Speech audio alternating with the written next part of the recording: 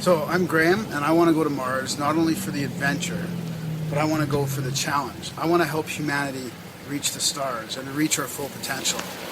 Now, I've got a sense of humor. I'm quick-witted. Welcome to things. For it.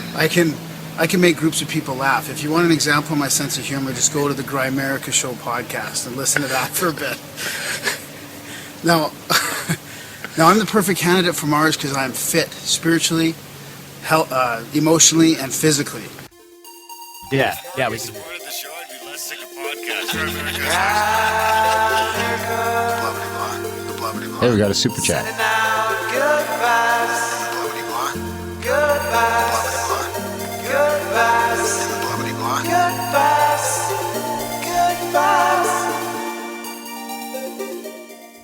Okay, guys, welcome back to the Grimerica Show. We're going to do a special SwapCast this week, which is kind of insane considering we're sitting on like eight interviews in the back catalog. But that's okay because we're going to go to 2 shows a week for the month of July as a little sample. We're going to talk about that a little bit later in the support segment. And so anyway, we met the Snake Brothers, the Brothers of the Serpent, down in Colorado at our Contact at the Cabin 2019. And we've been waiting to do a SwapCast with them for a while, so we said, fuck it, we'll squeeze it in. We got some exciting news we're going to talk about a little bit later, so we're going to push it to the front of the line. And, so we're going to talk to Snake Brothers. We've actually got a friend of the show, William, is in studio from Texas as well as a quiet bystander. We're happy to have him. He's boosting morale. And we got everybody's favorite little podcaster here, Graham Beefcake Dunlop. How's it going, buddy? Not bad. I love the little podcaster thing, just because you call everything little. So I'm little. Yeah, these guys got a great podcast. We should hear a little bit about theirs. Absolutely. Yeah, Snake Brothers. We got to podcast with them down in Colorado a little bit.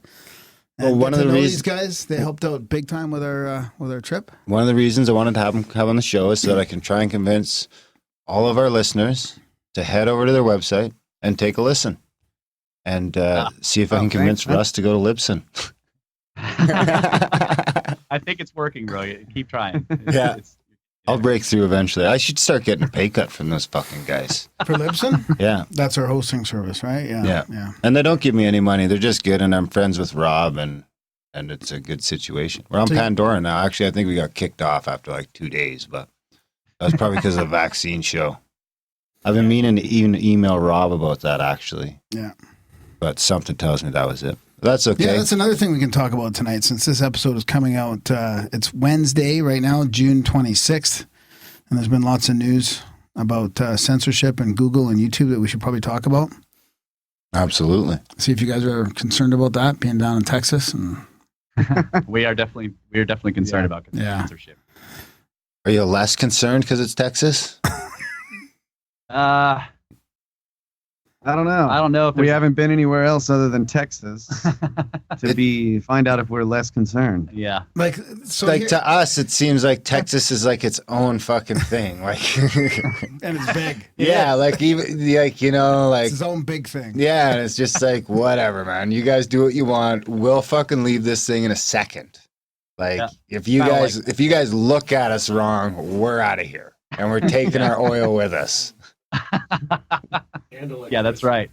Got big ass guys down here in Texas. Yeah, for sure. So did you guys hear about that though? The whistleblower from Google and then the email leak and stuff. I mean, I'm pretty sure that stuff is real and it's pretty scary about what's happening. And the problem is that I see it. I mean, this stuff's being.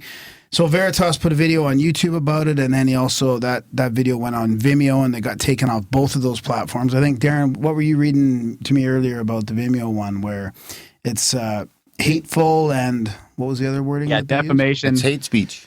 Yeah, so you can call people a Jewish person that had relatives die in the camps. Is that what you said, Darren? In the Holocaust. Yeah. A Nazi. That's not hateful. That's okay. You can do that. Yeah, that's fine. Right. Talk about that and you're off. Right. I mean, this Are is you where going to be yelling a lot tonight? Yeah. Should I turn you down? Okay. You just turned me up and it was probably a bad mistake. Yeah. You know, like, but this is like, that's really to summarize what's happening, right? At the highest level of Google, you can do that. You can name call, you can be hateful. Where do you draw that line? They're in control of machine learning fairness now. Like who gives who? Would you want that responsibility? I wouldn't want that responsibility to start managing algorithms based on a subjective fairness policy. Right. That's it's really bad. And the other thing is like, it's people talk about it being a double standard, or people talk about it being, like hypocrisy. But I've been trying to think about this. I'm like, I don't think that's what it is. They don't care about those actual rules. They only want to use them when they're to their advantage. Right. So like, in other words, I guess this might be semantics, but you have to care, like, to be a hypocrite, you have to like actually care about the rule and then not apply it to everyone the same. That's a hypocrite. When you don't care about the rules, you just use them because when your only like goal is to win at all costs in whatever argument you're having, then you're not a hypocrite. That's your standard. You don't have a double standard. Your standard is to win no matter what you have to do. You see what I'm saying? So that might be arguing semantics, but that's how I've been looking at it recently, because they seem to have no shame with this. There's almost no shame. And so it's like, yeah, very close to no shame. Yeah. And they won't even acknowledge it, really. Right. Because it's like they're not breaking any of their own principles, because their principle is to win at all costs. Yeah. You see what I'm saying? Yeah, I see what you mean. Yeah. But they also are applying it only where they want to as well. Like even YouTube, even Google. Yeah. Like, in other words, they have these rules, but they don't actually care about the rules. What they care about is implementing them in such a way so that they can get their whatever the thing is that they're trying to do. Yeah. Win, whatever that is. Whether you're looking at politics or something else. Yeah. So is this gonna bite? I mean, really, what's happening? The Streisand effect, I believe, is what's happening. I mean, there's all these people that are getting way more attention, even though the mainstream media won't really talk about it much. They have to bring it up to a certain extent, but they're talking more about how Trump's tweeting about it, not about the content of the problem. Yeah. So is it going to bite him in the ass then? What do you guys think? I mean, I don't think it's just these lies and this bullshit is sustainable like that. I mean, yeah, I think if government gets involved, then it could bite us all in the ass. Yeah. But, ultimately these companies they're free to do whatever kind of stupid crap they want, and then people will look for another platform, and somebody will come up and say, you know what, I'm going to make a platform that's all about free speech. And that's happening. And that's the ultimate fairness, really, is that if you're free to choose the way you want to run your business, and if the way you choose to run it runs it into the ground, and somebody else can capitalize on what people really want, then that's fair. Yeah, the problem is, though, that they've been funded and subsidized by the governments. So that makes it unfair, and it's a monopoly already. So there's already, and you can't catch up to that. Yeah, and they also get there's some kind of legal protections they get as being a platform rather than a publisher. Yeah. And so when they go in and start policing content, they're actually a publisher, and they should be, but they wanted the legal protections of being a platform. In other words, we're not responsible for the content on our sites. We're just a platform, right? But as soon as you start controlling the content on your site, then you become a publisher, and then all the legal all the legal things for that should apply. In other words, anything that's on their site should be able to be attacked as it's theirs, instead of them saying, "Oh, we didn't put that there. That's not our stuff," which is how they've been able to work it now. So now they're actually playing the publisher game by controlling what goes out over their sites, but legally pretending to be a platform, which is the problem, I think. That's one of the problems. That's because they want to get regulated. Yeah, it could be that. Yeah. Yeah. I don't. Yeah, I mean, that's I do. That's the way you ultimately end up on top forever.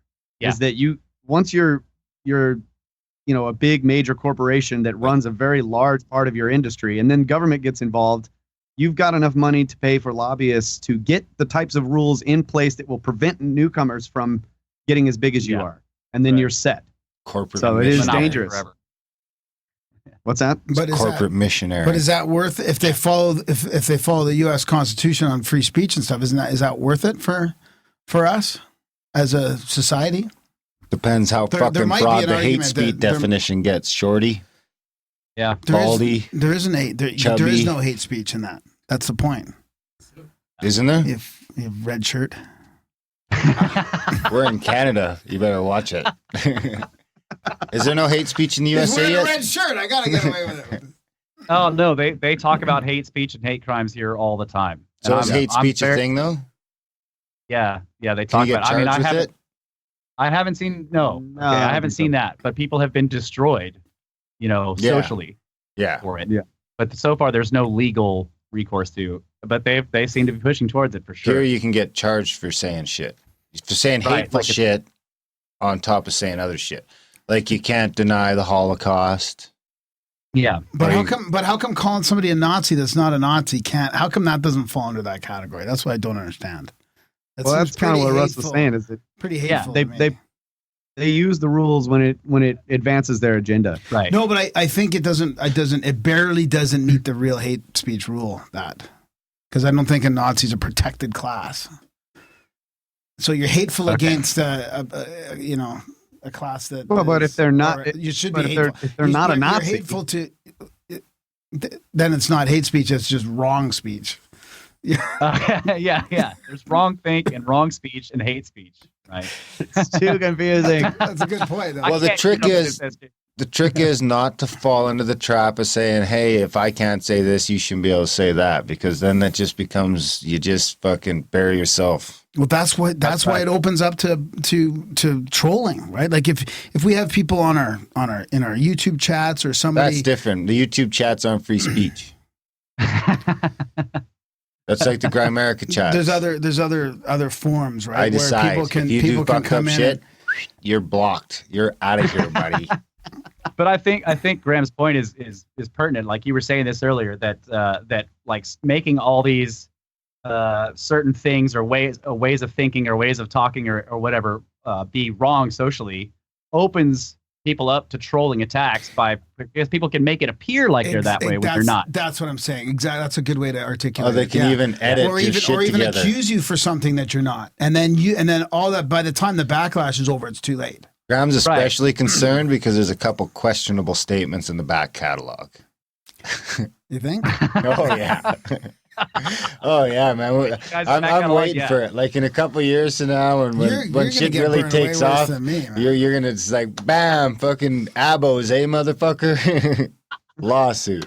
There's a couple things I could pull a few out. Oh boy. If Yeah. they get me for Abo, then go ahead. Yeah. I mean, I don't even care at that. I'll just say I'm an Indian. I said he could say it. I wasn't talking about. I was talking about Australians. Don't dig yourself a deeper hole. The gift that keeps on giving. Yeah, see, this is the key, is that it starts making everybody not Self-censor. want to say anything Right. in case they say the wrong thing, and that's the real danger. Yeah, when you start You know, tiptoeing around everything, yeah. We called this political correctness, 15 years ago, 20 years ago, and now it's turned into all of these other catchphrases or whatever. But that's basically what it is. You See, know, it's weird it's a- because I want people to worry about what they're going to say, but I want them to do it because it's the wrong fucking thing to say, 'Cause not it's because mean. it's the law. Yes. Because it's mean. Yeah, exactly. For lack of a better word, because it's mean. You shouldn't be fucking mean to people. But Period. if you are mean, you pay like a personal price if somebody will make you pay that price. Yeah, Yeah, but people people don't can wanna shine talk the to light you. on that. But if you Or push they it can- underground, then it's going to fester and people are going to get worse. And they're going to get That's more right. attention, and then more people are going to go underground, and you're feeding the whole hate culture by censoring it. It's not making any sense at all. Yeah. Yes, I think censorship is never good, and to me, like a quick sort of pithy answer to it is the best answer to speech you don't like is more speech, not censorship. Yeah. I feel More like I've speech, heard that. I that's feel right. like I've heard that so much, and we're kind of beating a dead horse. But it is because of the relevance of the last 2 days and what's really come to light that we all knew was happening anyways. But it's reaching a whole other level of Right. And so when you back out and look at the big picture, what is the relevance of what's happened in the past couple of days? It's about power. All of this PC, political correctness, hate speech this, hate speech that, being able to sort of charge people for very nebulous things that you can't define so that you can define them at any given time is about power. Whichever side is doing it, it always is. So that's my opinion. yeah. No, it's true. Very Texan. It's true. So aside from free speech and censorship, as fun as that is to talk about, how you guys been? How's farm life? I talked to Kyle the other day. He was training vines. Sounded lovely. Driving tractors. Yeah, man, it's getting hot. You know, this is not my favorite time of year To be a farmer. Yeah. It's beautiful, but it's really hot out. So thank God we have air-conditioned cabs And our and our tractors. machines. Yeah. But other than that, do they connect to the internet? no. There are tractors that will Yeah. connect to GPS and internet though, and you don't even have to drive it. It just Yeah. does everything for you, and you can like sit there and play with your Yeah. phone while it's driving around. Nah, we're what they call craft agriculture, so it's kind of small Yeah. time. But yeah, it's beautiful, man. Yeah, Darren called us Big Ag though. I love that, buddy. I was like one of my favorite things that happened. You're like, oh, we got Big Ag in the house. Yeah. Yes.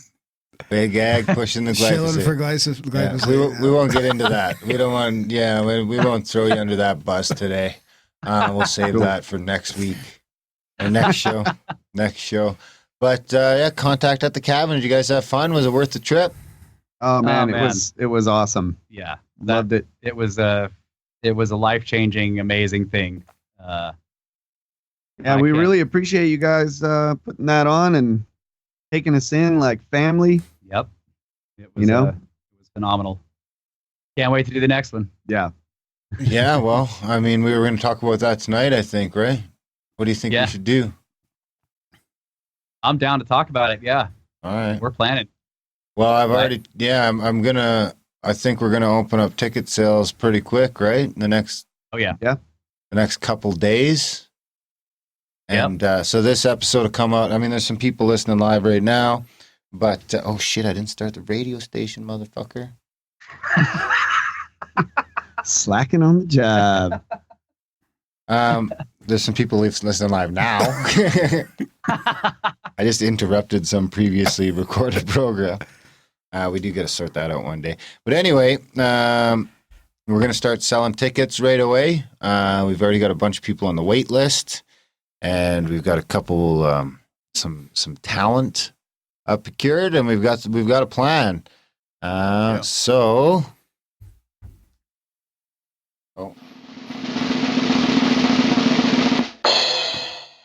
CAC 2020 will be April 16th to 19th, 2020. It's going to be in, I think it's called Duck Creek. The venue will be in Duck Creek, which is nicely nestled in between Bryce and Zion Canyons. It'll be a Thursday through Sunday affair. And I mean, I'm going to get we're working on, we got contact at thecabin.com, rocking. George, shout out to George, friend of the show, George. We love you. He was nice enough to set up everything on the back end so that we're ready to set that up. So within the next week, we'll have the site set up. But for now, I'm just going to start taking emails from interested parties, and then we can do everything over email for now until we get the site up and running. Because the site is, I mean, the site's for this event, but it's also for future events. We want to keep doing these. The reason we're starting this one right away is so that, you know, we have time we can stay in front of them so that we want to get to the point where we can do more than one in a year. And we need to be out in front of it enough to. And make them smaller, probably, right? So that we can, Yeah, and so make that we them- can do more than one different type. At least for- more often. Yeah, at Yeah, least for yeah. now, anyway, right? That's smaller for now because that's just what we know what to do. I mean, the other one was great. It turned out fantastic. There was several near heart attacks just because it was like jumping off a cliff at certain points. So this one, I mean, we're a little better prepared for this one. We learned some lessons along the way. And it's a little shorter, so that's a little less thing. The problem with it being a little shorter, of course, is that instead of having 100 people come through, It's probably gonna be like 30. it's probably going to be closer to 30 or 35 by the looks of it. We might be able to get that number up to maybe 40. So this one here, like I say, it's going to be in Duck Creek, or I believe that's what it's called. I might be wrong. Don't quote me. It's halfway between Bryce and Zion Canyon. We got a nice big place there. I'm talking to the folks already. So High Desert, Utah, right? High Desert, Utah. And we're going there. Of course, we're going stargazing with our friend David Matheson. We're going to do some star mythology by day. Go out. We're going to have the vans. We're going to get 3 vans. We're going to take the vans out. after dinner, head out to Bryce Canyon one night. Dave's picked out some great stargazing spots. We're going to go to a couple spots. Bryce Canyon is supposed to be one of the best places in the world for sky watching. So we're going to head there, and Dave's going to point out a bunch of the constellations to us and tell us some of the different myths behind them from the different cultures over the time. And, how he thinks the Bible and some of these other things are all tie into the stars. So that's going to be fantastic. So we're going to do one night in Bryce Canyon and another night in Zion Canyon. And I don't know what we'll do the other night. We'll have to come up with something. We'll leave that open for now. Oh, moving from nights? Future awesome. Nights? What? Moving for different nights and different spots? Well, we're halfway in between them, right? Yeah. So we're going to get 3 nights. Oh, I see what you mean. So this one, the pricing's kind of similar to last time. It's a little cheaper. The entry level is a little cheaper. You can get in the door for around $400. The beauty of this time is it's not in the middle of nowhere. So part of the problem with Pagosa is you either had to fly to Denver and rent a car and drive 6 hours, or you had to fly into Durango, which wasn't super cheap. So this time we're doing it. I think we're about 3 hours or 2.5 hours from Vegas, which I'm pretty sure is one of the cheaper places in the U.S. to fly to. So we're going to head there. We're going to get some vans. Us and the Snake Bros are going to get some vans. So all you really got to do is get yourself to Vegas. And we're going to do a couple different departure times from Vegas Airport on the Thursday. And we'll take you from Vegas to the venue. We're going to add dinner this time so that we can just stay together. And it's a little easier because we're doing stuff in the evening. We don't want everyone going out for dinner. So this time we're going to give you a breakfast, lunch, and dinner. We'll have some snacks around. I mean, you might want to bring a few things just so you have your own personal stuff. But we're basically going to provide the food this time. All your meals, transportation to and from Las Vegas Airport, your lodging for the 3 nights, David Matheson goodness, and of course, Brandon Powell. We talked to Brandon again, and he's on board. He's going to come out. The difference is this time, instead of just doing the 45 minutes of breath work in the morning, we're going to do the full immersive Wim Hof training. So we're going to do the full thing. We're going to get a couple cold plunge. We're going to get a couple of pools out there with some ice baths. We're going to do cold plunging, and we're going to do probably, and if we get it, we'll probably do 2 groups. So we'll do one group one day and one group the next day. And we're going to do the full 4 to 6 hour course, and we'll do it, we'll do it at some point. I mean, we don't have the itinerary yet exactly figured out. We just know what we're doing. Star Mist with Matheson, Sky Watching with Matheson, High Desert, Utah, and full Wim Hof training. We could summon some UFOs too. We'll throw some there'll be. in there. So that's what we'll do on that extra night. We'll do a C5 That's a perfect place to summon UFOs. Yeah. Of course, we're also, and I was talking to Dave, we're also going to do optional morning trips. So at the last one, we had Chimney Rock signups. Well, this time we're going to have like the 4 a.m. Morning constellation sign up. So it's Dave wants to do Dave's going to do. So we're going to go out at night, and then, people that want to go out from 4 to 6 or something like that. We probably won't go all the way to the canyon for that. We'll just kind of head far enough to where we can see, and he'll show us, because it's totally different constellations in the morning with the rising sun and different stuff like Dave that. Gonna get any sleep? Is he gonna That's the beauty of it only being a weekend instead of 10 days, right? At least he can sleep when he gets home. And he can sleep through the Wim Hof training. Yeah. Also, I've been in the Grimerica chats. I just want to say to those you gamblers in there, don't disappear in Vegas when we're supposed to pick you up. You guys know who you are. Don't vanish in Vegas. You can vanish in Vegas after. Yeah, don't leave the airport because we're not going to be looking to wait for people. That's for sure. If I go in looking, I ain't coming back either. Yeah, that's it. The van's gone, Graham's gone, event's canceled. That's right. Snake Bros are gone. Chat. Yeah, we're hoping to secure the same cooks. So I've got a soft of commitment from them. So it's looking like a grand, quite the grand adventure. I will say this: I've got the last time I checked, I had 13 or 14 people on the wait list. In the last 3 days. So I mentioned it in the chats, and I mentioned it on the social media. One of the social medias, Twitter, and I've already got 13 people trying to buy tickets. That's already almost half sold out, man. Yeah, that's kind of my point. Is it's not going to take long. So for now, just email me directly. We're going to get the website going eventually, but for now, just email me directly, Darren@Grimerica.com. Do not send any money to the Grimerica PayPal for CAC. Do send money to the Grimerica PayPal to support the show because it's awesome and it helps us grow. And like we were talking about earlier, we're going to go to 2 shows a week for the month of July and try that out for a while because people seem to like more content. So we'll try 2 shows a week for the month of July, and we'll see how that goes. And if our added value is met with some added value, then we'll continue to do 2 shows a week. And I think that's a pretty good offer. Because I mean, let's be honest, 2 shows a week is twice as much work and twice as much time. We got to be careful about that commitment. I mean, maybe we do. No, I just committed. He's got these fucking harebrained ideas and he just fucking whips them out. How dare you? I do have harebrained ideas. They know that already. Hey, man. I'm always trying to like reel them in a little bit. Like, okay, no more initiatives. Wait. I'm always just pushing them. Maybe like 2 or 3 weeks a month. Maybe we do that. 2 shows a week. Okay, we should get a commitment if we get 100 new supporters. That'll never happen. So we won't be committed to anything. Patreon guys? Yeah, maybe. If we get the Patreon, we got some great episodes coming out. If we get the Patreon, are fantastic. If we get the Patreon up to 200 by the end of July, we'll keep doing 2 shows a week forever.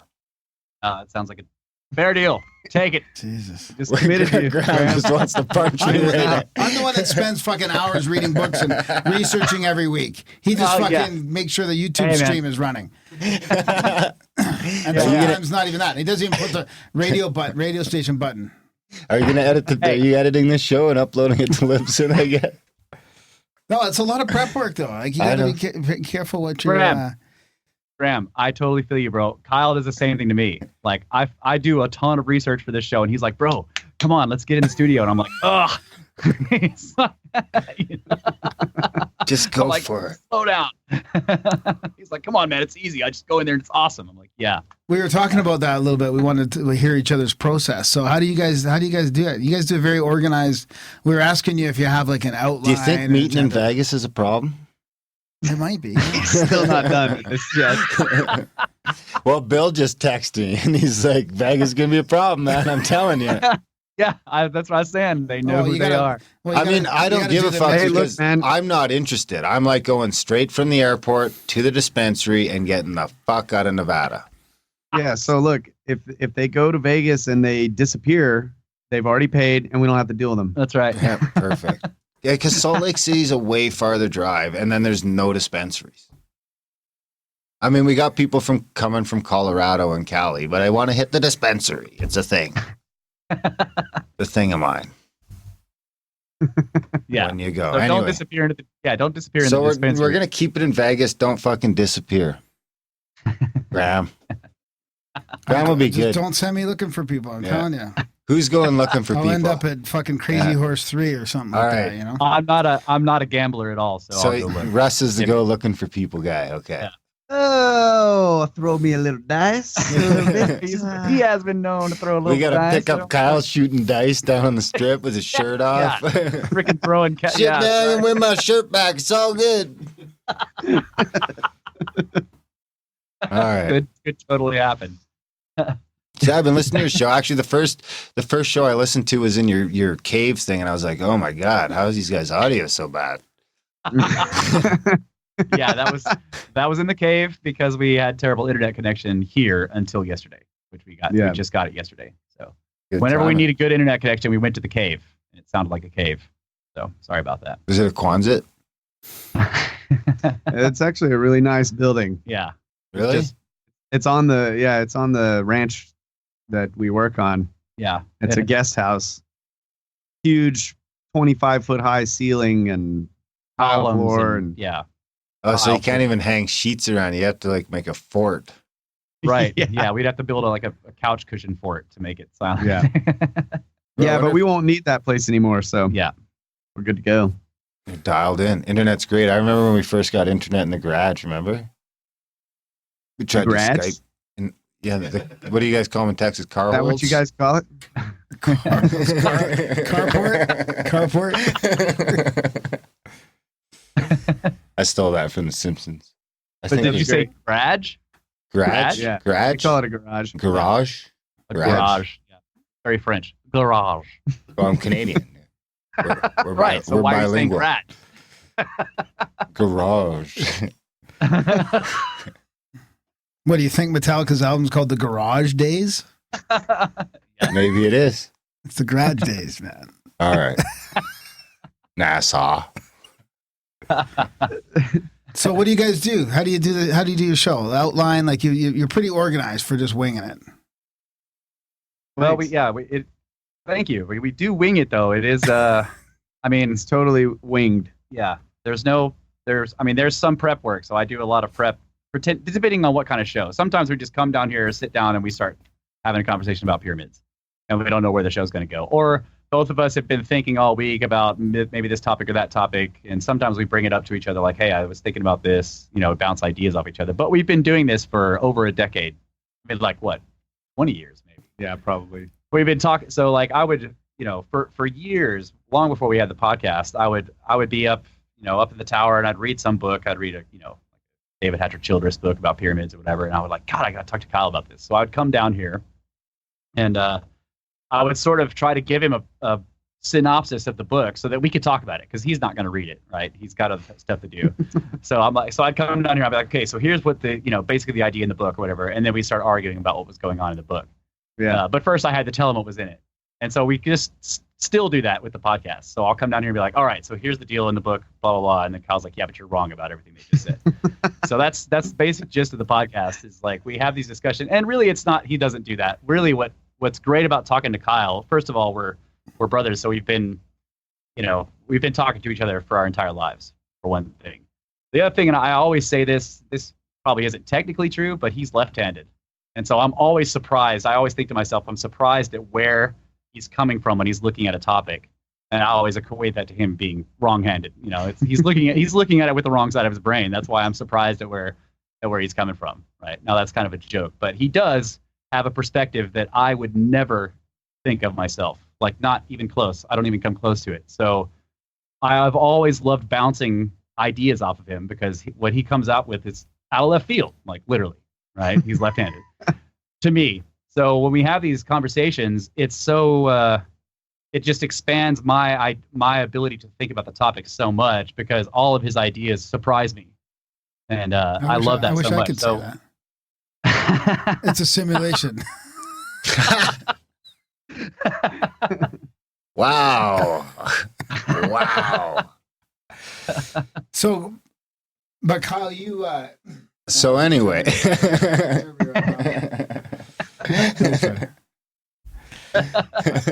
I forgot what I was going to say now. I do a lot of research, but I just have my own way of going about it. Like I started listening to podcasts. Really, I know this sounds like a hipster, but it was like before they were podcasts. And you could get lectures from colleges like on physics and anything, history, archaeology, whatever, for free from the actual university's website. Yeah. And then eventually they started showing like iTunes, like got this like iTunes U and then podcasts thing. And so I was just like consuming stuff because my job for years was just a machine operator. And so 8 hours a day I was inside a machine and I discovered that I could listen to audiobooks and completely focus on the audiobook while still being able to focus on the work that I was doing. So I started out with fiction and then got bored with that. I was like, man, I should learn physics. I'm a musician. I have a recording studio. I need to know what's going on, Physics-wise.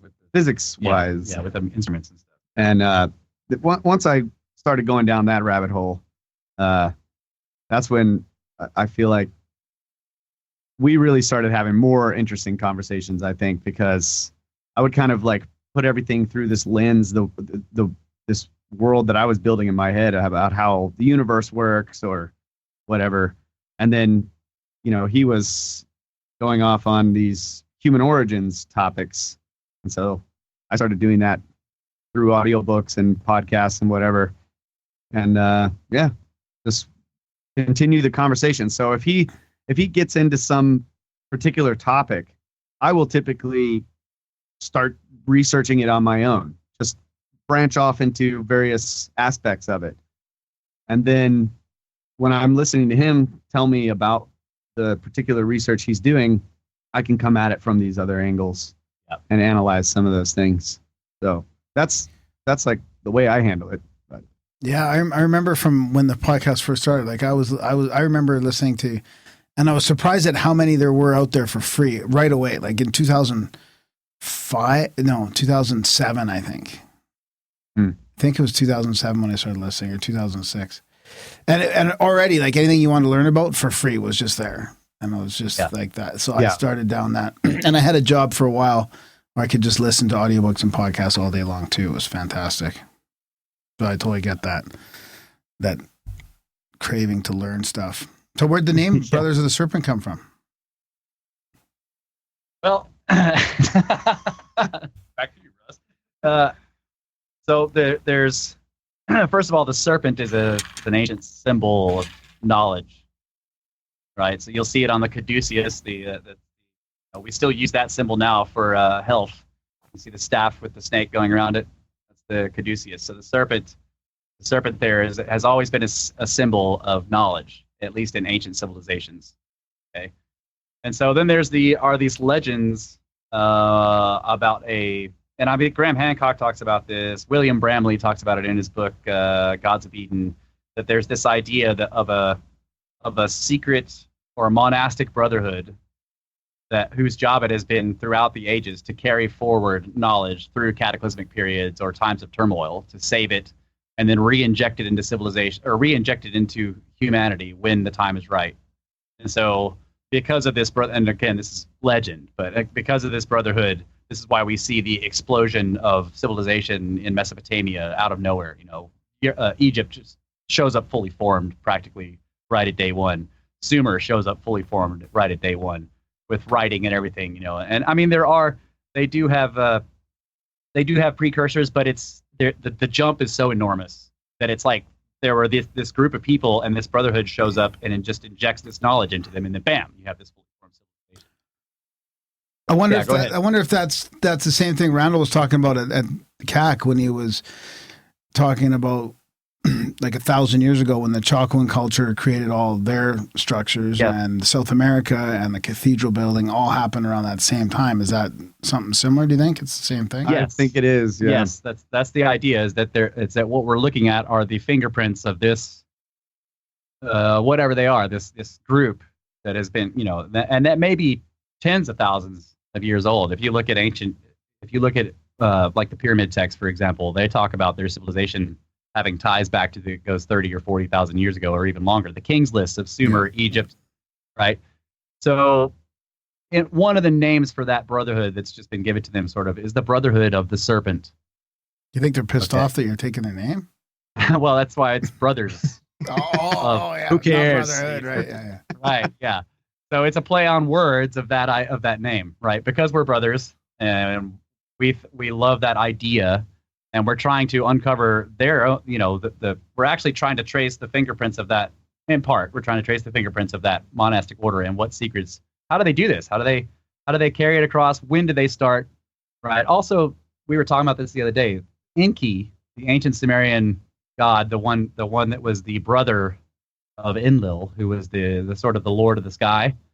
Enlil was the one that was like in charge of everything. Enki, his brother, was also known as the Serpent. And then you see across the world, like Viracocha is a serpentine. Then you have the feathered serpent, Quetzalcoatl, right? So and these are all civilization gods.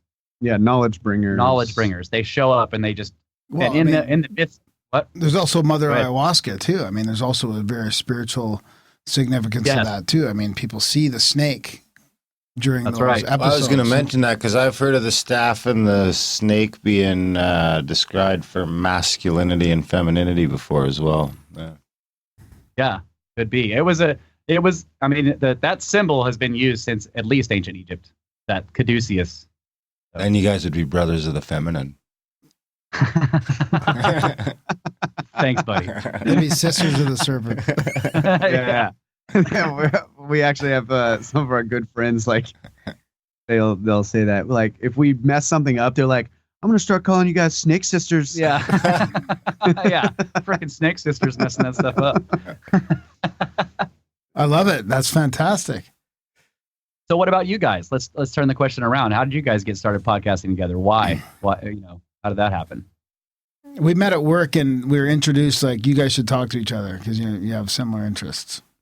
And then I gave Darren some podcasts to listen to, and he just went like right down the rabbit hole. He was like, "These are podcasting awesome. These are amazing. Oh my god!" Yeah, I listened to like all of the Mysterious Universe back catalog in like 2 months. Yeah. Dude, I did the same thing. Fantastic. And then we went to a conference and met a bunch of really cool people, and we kind of it was almost like CAC in a way because we were talking to all the presenters and just hanging around meeting a bunch of really cool people. And a lot of it was about ancient mysteries and all that. And yeah, that was the paradigm. Hung out with Von Daniken till like 2 a.m. Smoked a joint with Giorgio. And then we were like, we should podcast. Because I'd be listening to. Well, then I had to drag Graham kicking and screaming into podcasting. Because then I started the website and stuff like that, and the Facebook page. I had some personal stuff going on. Still, actually, that stuff was. I don't want to put my name out there. Yeah, that was on like because the website and the YouTube channel and the Facebook page all established on December 21st, 2012. Yeah. Oh, wow. We were having a tinfoil hat party. We had that a night. giant tinfoil hat party that night. Oh, did you? Yeah. Nice. Tons of our friends showed up, and everybody made a custom tinfoil hat. It was fantastic. Yeah. You should have seen the tinfoil hats that showed up at that party. I mean, people really 10-gallon tinfoil idea. cowboy Yeah. hats. Yeah, GMA. You guys met Archer he showed up with a Boba Fett tinfoil freaking helmet. I mean, it was fantastic. So. Yeah, in retrospect, I think it all happened that week because my cousin and his wife had died the week before, and it was just like a huge distraction, I think. I just spent like fucking a week on the computer fucking distracting myself with a bunch of stuff. And then we started the podcast like 6 months later. But the first Grimerica came from Darren winning this poker game, and he signed he was hammered, I think, probably, and he signed Grimerica on the table. And that was when it was really born. So yeah. That's the Here we are. Actually, and then it was like it became a thing. It became like my poker signature, and then it was like my Poker Stars handle, and then it was my Twitter account. And then we were starting this podcast, and I was like, okay, so you're not allowed to go to Vegas either. Yeah, I already have 500 Twitter followers. Why don't we just use Grimerica? Yeah, there you go. So we were like, fuck it. We'll just do that. And that's what we did. And in retrospect, it was like a horrible marketing, searchability, all that stuff. In retrospect, that didn't really go so well. But on a good note, if you search Grimerica, we like own the first 20 pages. Right. No one else has that name. No one else has that name. Actually, we're getting up there. The thing is, if you just stick with it long enough, you can get through a bad name. Because it's like, but it's not a bad name because it does have a bit of a play on. Well, it does. Anyways, No, it is. Grime. It's a pretty good name. Grim. That way, but just from like a searching and people finding it that way. No one's like. It's not a clear meaning of the show, right? There's some. We probably should have had like what the show means, like one of our friends. They started up the podcast Expanded Perspectives. That's very descriptive of what the show. I mean, Mysterious Universe, man. There's a reason they got 1 million listeners. And then Red Pill Junkie did this artwork for us, and at the start of the show, because we had met him at the conference. And I looked at it and I thought I'd seen it before. I'm like, yeah, that's really cool. Where'd you get it from? Because I've seen that before. Like I had a reaction to it. And he's like, I just made it up. A little bit of precog there. Huh? Yeah. So it was really. I remember I was playing baseball when he sent me that, and I looked at it and I was like, because I had asked him and he said no. Really? Yeah, he was like, you know what, Vato, I'm too busy right now. I can't get to it. So I was actually talking to Caleb Hanks to do it. And then I got to baseball like 3 hours later, and I came in at the inning break and I checked my phone, and RPJ had fucking WhatsApped me the logo. And I was like, it's fucking perfect. Yeah. And I think, you made one change? Didn't we make one change or something? Or Yeah, I think we added the UFO. Yeah, and then he connected it to the headphones or something. Probably. Yeah. I think it was after that when I saw it and I had that reaction. It just seemed like I'd seen that before. Anyways, yeah, fantastic. Now you could get a Great America clock. You got the ancient Moai heads, man. Yeah. Smoking a joint, wearing the headphones. It's fantastic. Yeah, it pretty much captures it anyway. So that's pretty much our marketing. That's probably since that we can't randomly follow people on Twitter like you used to be able to. That's what giant talking heads. Yeah, that's what people used to say. They're like, I seen your logo and I had to fucking check it out. Some people don't like the doobie in there. And it usually they don't like my swearing and they don't like our lazy rambling. So sometimes it takes people 3 or 4 tries. That's not uncommon to hear. Yeah. I think, I remember the first time I listened to you guys and I was just like, first of all, they're freaking hilarious. But what really attracted me to your show, at the beginning anyway, now it's different. But at the beginning, what really attracted me to your show, and I think a lot of people have said this to you guys, is how you let the guests go on. You don't interrupt them, and you don't seem to have canned questions. Yeah, totally. Yeah, it's all. Yeah. And you do it like I listened to Randall on you guys' show, and it was like you just let him go for like 3 hours. let him talk, man. Yeah. And sometimes try and like steer it a little bit, like yeah. Every tell us about the moon. Yeah, every 45 minutes, Graham would get in like 4 words, and then Randall would go off again. So it was a fantastic thing. But now, of course, I love even more than the way you guys do the interviews. I love the banter. I love, especially now that I know you so much. Right, we met and we hung out, and now I listen to the beginning, and I know what's happening when you guys are giving each other shit, and it's hilarious. That all kind of came about organically, I think. Really, we just sort of made it. We got the listeners involved with the emails right away, and I think with the it's part of the value for value thing, man. I really think it is. There's something about the value for value model that doesn't work if you guys don't support the show. By the way, GrandAmerica.ca/support. But there's something about that model that breeds community, because that's one thing that we're blessed is we got an amazing community. Like other podcasters mention it, it comes up like, how do you guys end up with this amazing community? I've tried this, I've tried that, and it gets weird, or this happens, or that happens. And I don't know what it is, but it seems like No Agenda's had that same sort of luck, with that. There seems to be something inherent about the value for value model where you get people stepping up with music and art and this and that and in all these different ways that just breeds this amazing thing. I mean, even the chats weren't our fucking idea. Someone just made it for us. Oh, wow. And gave us the keys. Grimstick? The original one I can't remember, but when the Google Hangouts filled up, and then I think it was Glitch Tech, Adrian, I think, he made the first Discord server, and then he just after like a few months, he's like, do you think you can fucking handle not deleting it? And he's like, okay, it's yours. And then Jordan came in and made the next one. And then I didn't even take the keys for that one. I give him to Ryan from Kansas has them because I don't want to deal with Ryan from Kansas. What's up, buddy? He runs the chats. He does a fantastic job. Yeah, that's really cool, man. He's also a meme lord. And but I Larry King it. Like usually, honestly, like it's not it. That's kind of like some of it you could chalk up to my unpreparedness, but it's like I would say like 20% of the time as we're dialing the guest up, I'm like, so what's the shtick? And in the beginning, honestly, it was because I had young kids and I was just so busy. I honestly just had no time to do any research. And now, honestly, I do it by design. I mean, certain shows I don't, and there's certain subjects that I just... you already know. I mean, sometimes... That I just have a knowledge base on and stuff like that. But if it's something I don't know anything about, then I'm not going to look into it. Because then I feel like, I mean, there's a laziness factor. I'm not going to lie.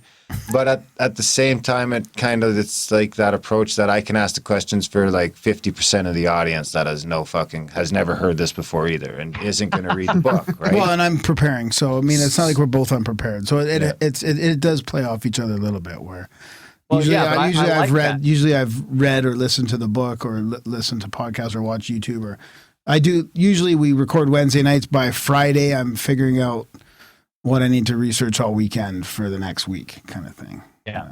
I mean, and sometimes I'm way ahead or whatever, but. Yeah, I like that idea though. That like one of you knows the topic really well because you've gone through the material, and the other one is coming at it from like just doesn't know it at all. And that way, you get both kinds of questions. You get the questions that the person who's delved into the material wants to ask and wants to hear asked, and then you get the questions that the person who doesn't know anything about that material wants to hear asked. I think that Kyle and I have talked about that too. Yeah, one of us not we knowing the automatically do that sometimes. yeah. Like if they don't have an audiobook, I'm screwed. You know. Kyle can't actually read. So.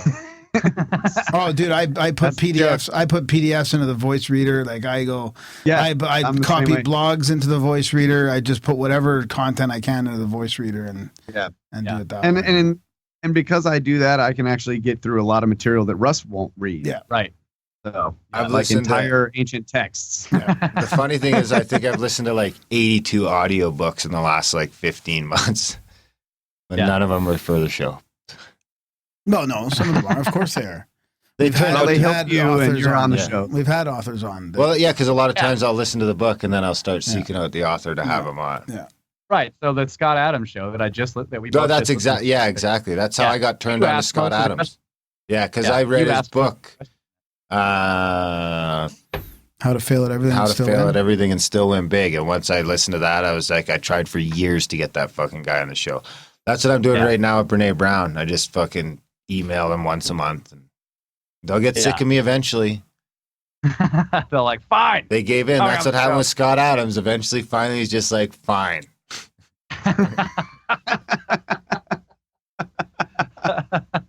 That's a great. Yeah, model. we don't really do that. Yeah. Either so. One thing that's weird for me is that, like, I got so used to the ongoing conversation and developing that conversation that, like, once the ongoing conversation of our continued podcast. On the podcast, that once we started getting more guests or more frequent guests, and then we started doing the Contact at the Cabin Zoom calls, and then there was all this stuff going on, like right in that period. We hadn't had a show where it was just us, just talking about stuff. We did like some hardcore like book reports, or we did like 2 shows completely dedicated to going all through a book and talking about. We did Sign and the Seal, which was 2 shows, and then we did the Giants book, which was 2 shows, and then we had Randall and then we were doing the Zoom stuff, and so it had been over a month since we'd had a regular sit down and talk about stuff. I started finding myself like, man, I've got all these topics stacking up that I was wanting to address that are not entire show topics. They're just like little bits and pieces that are a continuation of the conversation we've been having on the show for 3 years. Yeah. You know, so now I'm forgetting what all those things were because it's just like, all right. But there's something about that to me. I want to have some shows where it's just us, like processing all of this information. That was part of the reason why we started, because it was almost like a way to organize the information that we're looking into. So we could probably. I really like that. Yeah, that's fun. We can't do that. No, we can't do that. Fuck, we couldn't. Would just be. People get sick of listening to us. We could do a show like that once in a while, but with the intros, I mean, we couldn't get away with just doing 2 hours of us. Some people say they want that, but they're mistaken. They'd. I mean, honestly, I'd rather spend that time interviewing someone. I really would. I mean, it's at that point now where I'd really like. You know, I enjoy it. You know, I enjoy interviewing people. I enjoy the opportunity to pick someone's brain about whatever the fuck, you know. Simulation. Yeah. All right, bud. All right, C-Seti Dunlop. C-Seti ball hockey Dunlop. Aren't you supposed to be playing hockey right now? I am. Are you injured? I'm injured. Yeah, so we're never going to be a guest-heavy show, I don't think. And I think that the way you guys' podcast work, that's how you do it. That's what you do. Right? And I do love the ability to get people to come onto the show so that I can talk to them about topics that otherwise, you know, I would never be able to get this person to talk to me. I wouldn't be all like, you know, hey, guy that wrote this book, I just want to call you on the phone and talk to you about your book. That would never happen. But because of the podcast, I can be like, hey, we have a podcast. We'd love to talk to you about it. And he will come on and talk. Oh, right? 100%. Yeah, that's the best part of having a podcast. That's exactly right. So we want it. So we had multiple reasons for starting the podcast, but one of them was to what we called join the conversation, right? A conversation that we felt you guys were having. For one, I've been a Grimerica fan for years and years, so I was like, these guys are doing it. You know, man, if they're doing it, we can. Come on, look at those guys. Yeah, look at these fucks. But actually, I actually use y'all's show as a resource for my own research, right? Like if there's a guest that y'all had on that is, knows a lot about a particular topic that I'm going, I just pull that show, listen to that. Yeah. And then I, have my own thoughts and ideas about it that I might use on our show. Yep. Yeah. So it's great. It's great that it's out there. Sure. And I was going to say, that reminded me, back to the Brothers of the Serpent thing, where these guys are injecting information or knowledge into humanity. Brotherhood of the Serpent. Yeah. Sounds like a fucked that up guy, cult. Yeah. That's exactly what it is. That guy, Alan Green. Who did the y'all had injecting? on. Yeah. The guy, Alan Green, that y'all had on, who talked about Shakespeare. Did you watch the video? Yeah. I didn't watch the video. I listened. I actually, when I started, I can't remember what the most recent number was, but I started it and found out that y'all had interviewed him before. So I went back, and that was episode 209, the first time you interviewed him. And there wasn't video. So he explains everything. I listened to that, and then I went back and listened to the new one. But what I learned there blew my mind.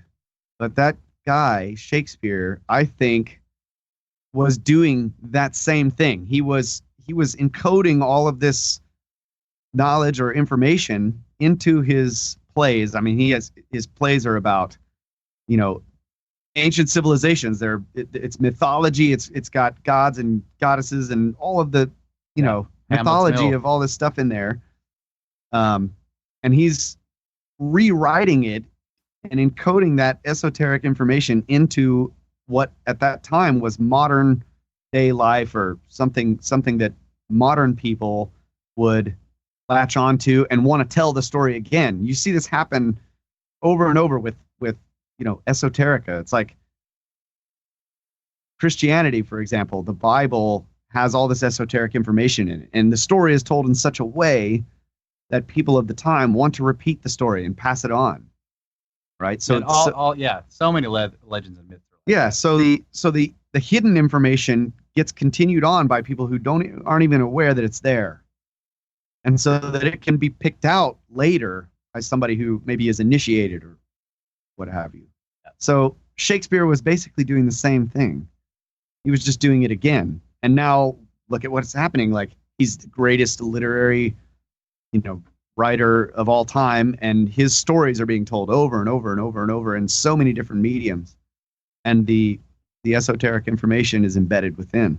And there might be that might be part of the metaphysical reason. I mean, hiding that symbolism in there might actually be powerful. Yeah, I think so. I've been bugging Alan to do a CAC with us. Oh man, I hope fantastic. he does. I'm working on it already. I've got a soft agreement. Yay. Alan seems like a ton of fun too, I gotta tell you. Yeah. I mean, he seems like he'd be a hoot. He really does. Something about the guy that seems like I'd have a blast to hang out with. Yeah, that would be great. But that to me is, I don't know, that idea of being able to put esoteric information into some modern story. I really like that. I want to be able to do that. You know what I'm saying? I want to learn how to do it, because I think, you guys talk about, you've had some people on your show that talk about magic or whatever. I think there may be something to that. Yep. Where you can tell this multi-layered story. I don't know how else to describe it, but it does something to the psyche. Like, you have this certain set of rules that you have to put into a story to make it, just make like it an come. archetypical fucking something or other, like That's right. The Matrix and stuff like that, where it's it like grabs you at your deepest soul because it's in your DNA. That's right. Yeah, and there's a word for this in the music industry, and they call it catchy, right? Oh, that song's catchy. It could be a hit. Well, what is it about that song that makes it catchy, right? You're now combining music and lyrics. But there's something there. They force it on the radio. No, I'm just kidding. Yeah. So I have this idea too. I'm like, the drummer in our band is like, oh yeah, we got to make something catchy or whatever. And I'm like, you can't do that. They dump a bunch of money on it and then people just eat it up. Yeah. But I learned from looking into this type of stuff that's not necessarily true. There are ways, there are methods to make catches in these stories. Yeah. So catch on. wait, how did Alan Green fit in with the Monkees again? Because He was the musical director for the Monkees Right. and basically toured all over with them. And because those guys, tunes. yeah, exactly. They were getting, they had the writers from all over, these awesome writers singing in songs, and then he would whip the band to shape, is what he said. I wonder if he's a Mason.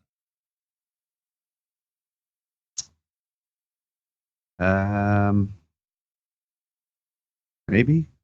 I'm for some reason I'm thinking that he might not be, just because of the way he discovered all that stuff. But maybe you should read Being a Musician and All. We just had Marshall Lefferts on his fantastic interview on his new book Cosmometry, and he's got the sacred geometry of the cosmos and music and the unified physics model from the Resonance Foundation, and it's mind blowing. It's all connected. What episode is that? It hasn't come out yet. It might be on, It's on the YouTube. though. It's on the YouTubes. Hey, did you ever see the Gilligan's Island where they found like the Shakespeare book and then they were all like reenacting the plays? No. Dear, your problem is clear. No? All right. Moving on. Never saw that. You guys weren't Gilligan's Island guys? No? Oh, we actually did watch quite a bit of Gilligan's Only Island. when we went to Florida. Yeah, we used to go down to the beach, and then we had TV, and then we could watch it. Yeah. Yeah. But where we grew up, we didn't have Gilligan's Island on Yeah. TV because we didn't have any TV. It's probably a good thing. I was That's at probably the why you local guys channel. that's probably why you guys are brothers of the Serpent. If you would have been brainwashed as probably- kids, then you wouldn't be where you are. You would have We been. were homeschooled and no TV. It was There that you go. kind We of had thing. local channels. That Yeah, was it. yeah. Like 4 channels or something. You guys would have been the Ed Hardy brothers or whatever. I don't know, whatever, if you had TV. How old are you guys? I'm 37. He's not old. I'm not old. So yeah, I'm 40. you would have been Saved by the Bell. Zach Yeah, Morris. Saw it, Heard of it, but never watched it. I watched a lot of Saved by the Bell. I'm not going to lie. Fresh Prince of Bel-Air. There's Heard another of that one. too. Yeah. Big time. But now I don't watch any of that. Yeah, that shit. was actually, I did see that show a few times when I was growing up, and that was my only impression of what public school was like. And then I ended up going to public school for 3 years, from my sophomore to senior year in high school. And so I was like, oh God. But it wasn't anything like that. You were Saved by homeschooled the the rest of the time? Yeah, all the way up until sophomore year in high school. Nice. I was a big Gilligan's Island guy. We had 13 channels when I was a kid, and then eventually that went to 18 channels, and then it got crazy. And then I spent a lot of time watching TV. Yeah, we had 3, but 2 of them were too fuzzy to watch. That's basically what we had. I feel like that's probably better, I don't think watching tons of TV was good for me at those days. I got into the video games too, and especially like around high school, a lot of video games. Yeah, I still play a lot of video games. Mario Kart. I'm pretty good at Mario Kart or GoldenEye. Excellent Yeah, I at remember- GoldenEye. Slappers only, buddy. Yeah. I will fuck you up at GoldenEye, all right? I wonder if we could get it going. There's people in the chat singing Gilligan's Island now. Of course they are. Yeah, I have to say I really enjoyed the chats. We just joined. And You're in. I've You're been- addicted. Yeah, I've been in for about a I week. could see it. I've been having a Oh yeah, yeah, I've been him having and a Ryan blast. from Kansas. Addicted? Every time Is that addicted. Yeah. Addicted? Yeah, Yeah, sorry. Addicted. I stumbled on my words, Nassau. Yeah, Russell, you're all in. I like that. Yeah, I like when someone Yeah, just plows into the chats like that. yeah. I'm already level 14. Are you? It's Holy math. fuck, you're Yeah. gonna catch up to me. Yeah, Truffaut and Ryan are like level 300, I'm pretty sure. yeah. I saw Ryan just made 51 actually. That's pretty Jesus. high. Yeah, I told you. Yeah. I like right when I got in, I was like, "Oh, cool," and then typically that lasts for a couple of days, and then I bail. Yeah. So I mean, I'll go Kyle to has check it. family and Yeah, but I tell him everything I see in there, so he Yeah. still gets it. It's the same thing he's, with the books. he's my news feed over yeah, there. I come down. I'm like, dude, you should see what's going on in the chat. It's fantastic. You are Facebook. Yep. Yeah. So, Darren, I've heard you talk about pyramids. You give Graham stuff. You're like, yeah, you go look for UFOs. I'm going to go to pyramids. Yeah, So I'm what's up? down. I'd want to go to the pyramids for sure. I think we But should how- head over. No, I've been to which ones? I've been to the Mexican ones. Okay. You been to Teotihuacan? I've been to no. Is that No, in that's- Mexico? Is that in right? Is Mexico? Yeah, Oh. Mexico City. That's the one right next to Red Pill. Oh Yeah, right, yeah. No, I meant to go. I still mean to go to that one. I've been to Tulum and Chichen Itza Ah, okay. or Chichen Itza. Not on any equinoxes or anything like that. But I would like to go to Egypt for sure. I mean, I want to Yeah. go in the King's Chamber. That's what I want to do. When we were buddies with John Ward and those guys, he said he was going to get us in, but we don't really talk to them too much anymore. But I mean, I'd like to fall into something where we can go in the King's Chamber without anyone, too many people. Yeah. I want to Yeah, sit in that that's- sarcophagus. It's not Yeah. But what I'm Whatever, asking fuck. though is like, do you have a kind of a deep interest in ancient civilization? Oh yeah, man, I do. Yeah, like that's like the whole That was the ancient topic that brought aliens us and together, everything. is That's like, kind of what yeah. got me into the whole why we started Okay. the show and everything else was the all of it. The pyramids. I think that all the history is fake. I don't Yeah. even think it's like at this point. I don't even think it's misconstrued. I think it's fake. So Yeah. so after 6 years of this, talking about this, has your view It's all on fake. that kind of stuff It's all changed? fake. Whereas before you didn't think so, or No, yeah, before I probably didn't think so. Well, I probably wondered what was going on. Before I was more probably naive about it, thinking that it was, we were just figuring it out. And when Trying to figure it out. That's the way I was. I was like, people have gotten it figured out. Yeah, now I think it's all, now I think that they've actively been faking our history and actively been faking the news for since the beginning of time. I don't think there's ever been a good old days of the U.S. or the Western media. I don't think there's ever been a good old days of the Western media. I think for the last 100 or 200 years, it's all been propaganda. It's all been slanted and it's all been. Yeah, and I'd say even more so. The farther back you go, the more authoritarian monarchical governments get, and I can't imagine that the propaganda was less. Yeah. So it's been fake news since the beginning of time. But I think we should start coring holes in What that if you had a fucking good pyramid. king? Like, honestly, I think we should start knocking some holes in the pyramid and seeing if there's some shit we can find. What do you think? At least one of them. There's 3. Yeah, Let's start There's a taking lot of one pyramids, apart yeah. brick by brick. yeah. I really think that Scan Pyramids project found something, and they have completely dropped that idea. Yeah. The Scan Pyramids project that found what they call the big void. the so there's hotspot kind of thing? Yeah, well, there's the extra chambers or open spots or whatever in the pyramid, in the Great Pyramid above the Grand Gallery, and it's just like, where did that go? Where has it gone?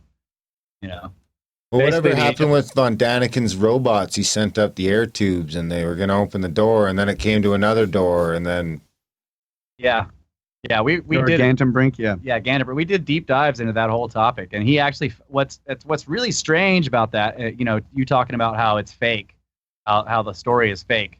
When you actually go and look at Ganterbrink's information about crawling that robot up those different, because there's 4 different shafts, and when you look at that information, the most interesting stuff is not the thing he found at the very end, the door, the quote unquote door. He actually found a lot of evidence that's something an engineer can recognize because it's structural. Yeah. In the air shafts or in the shafts, whatever, he's recognizing structural features in the shafts that is showing that is really good evidence that there are other chambers, other static forces happening in the pyramid around the area where the air shaft was at that particular place, and there's no known chamber in that spot, right? So the media focuses on this quote-unquote door at the end, which is actually not the best evidence of another chamber. It's evidence of something weird, but we don't know what it is. But there's a lot of good evidence in terms of static structure in those shafts that points to unknown voids inside that pyramid, and they just completely ignored it. You know, so We got someone in the chats that said the French-China team isn't allowed to drill a hole into the void and see what's in there because Zawi Hawass doesn't believe in radar. You got to get them some hookers. that's right. Yeah. Yeah. Why does he need to? That was a great story. I mean, that's yeah. Who is that? Von Daniken told us. I thought he was out. Zahi Hawass is still influential. He doesn't run the extreme. You know, what is it called? The Supreme Council of Antiquities. Yeah, he doesn't run it anymore, but he's still very influential. I should be in prison, as far as I'm concerned. I mean, just naming an antiquities department Supreme Council is pretty crazy. Yeah, exactly. The Supreme Council of Antiquities. Yeah. So where would you guys go if you could go to an ancient site anywhere in the world then? And like, where would you want to do your own sort of research or go, you know, like, would it be Giza Plateau or somewhere else? Or would it depend? Or would it depend on? Unfair. Well, unfair. What? Should be like It's totally unfair. right away. Yeah, I'm going to Rapa I think Nui. I'd go to Giza Plateau first. Yeah. I'd go to I guess Rapa Nui if it was a dream trip because Egypt is cheap enough to go to, I think, on your own. But Easter Island is not, right? Holy fuck, dude. Expensive as hell. Oh man. It's like 3 days. Right. 3 days to get there from the city. Like when I looked at it, the cheapest I could find was like almost $4,000 a person. Wow. And then I don't even know if there's any place to stay when you get there. Yeah. Well, another caveat would be like, is this trip that you're saying, Graham? It's like I could go anywhere in the world. Can I do anything I want when I get there? In other words, can I go into any building? Let's just say, might as well. Yeah, sure. Yeah, because like secret there are passage, secret. Yeah. You get passage into whatever you want. Yeah. So I don't know. I would have to think about that because, like, for instance, what a secret passage into whatever you want, even if it theoretically doesn't exist yet. No, come on, man. Well, I meant like passage through, like in, like so you can just walk through a wall and he's in the void. No, I don't mean like that. I mean, no, like if there are secret passages, I can go in them, even though they're normally blocked off, not allowed. Yeah, you can't just pass wall. So, like, one thing I would probably do if I could go to any did you drop all your fucking conjunctions? That's a spell. You can't pass wall. It's a spell. How can be? Maybe the pyramids in China, because those are actually completely and totally off limits, and no one can go there, no matter how much money you've got. They're all probably, and those are all probably they all probably have interior chambers, and there's a ton of them. So that's probably where they might actually be pristine and haven't had people going in there blasting stuff. And no one's been looting them for thousands of years. That's probably where I would go. That's a good point. If I could go anywhere, no matter what normal barriers are, that's probably what I would do with that trip. Chinese prison. That's what you picked. Well, with the caveat that I would not go to prison and can do whatever I want. Yeah, that's a good one. Maybe that would be a good one to go to. Is that what the Chinese are doing? You can't even go near those motherfuckers? Most of those pyramids are in one of the no-go zones in China. Very few, like outsiders are let in to that area. So, you guys want to know what? Where you're gonna go? Yeah. yeah. Where'd you go? Well, we didn't hear Kyle either. I think Kyle agreed with us. I don't know. Yeah, I mean that's a good point. Well, you agree but with me, so let's move on. I really want to go to. I'd love to go to the Giza Plateau. There's just so much to see there, so much amazing stuff, and so much has been like there's tunnels all under it that you're not allowed to get to. So I mean, especially if the trip could be as long as I wanted it to be. I mean, I'd just be there, running around in those tunnels looking for the getting lost and dying records. Yeah, yeah. I would like to do some GPR scans on at the Sphinx site. Yeah. Oh, didn't they just do that? I don't know. I know. I think Robert Schock had a team that did it a while back, and they found legit voids down there, but they were never allowed to go back and do a more precise. You guys looking at the chats? Yeah. But anyway. What about you, Graham? Probably that pyramid under the ice in the Antarctica. That's where I'd go. I thought about saying that. Yeah. He's waiting for you to talk shit. If that was there, in the chat, so he doesn't know. Yeah, if it was there. I wasn't listening. Yeah, he wasn't listening. I can tell when he's not listening. Pretty much 80% of the time. He gets triggered.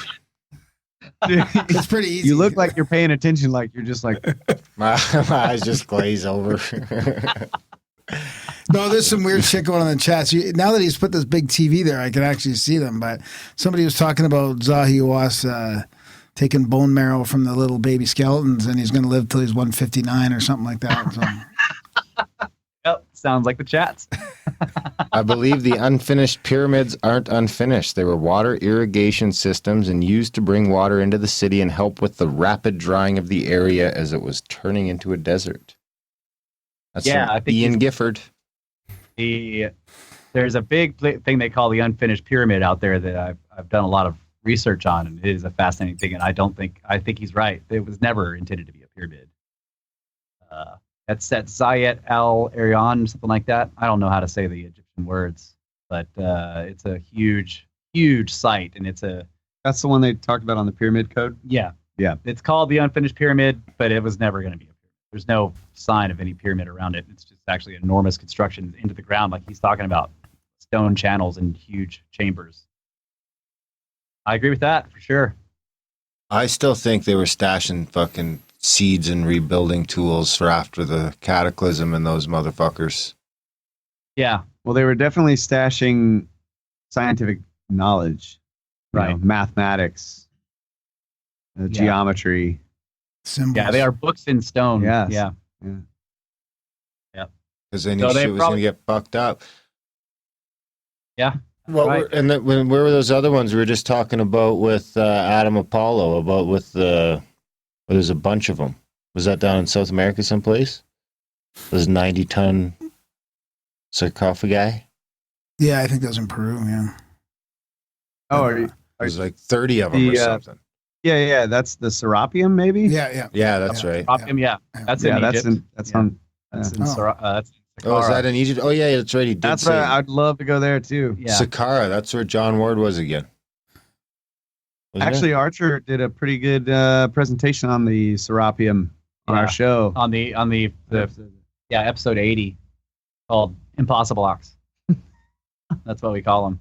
Yeah, the massive blocks of. They're just impossible blocks. Yeah. You got a 70-ton box and a 30-ton lid on top of it, and they're carved out of this incredibly like dark granite or diorite or basalt.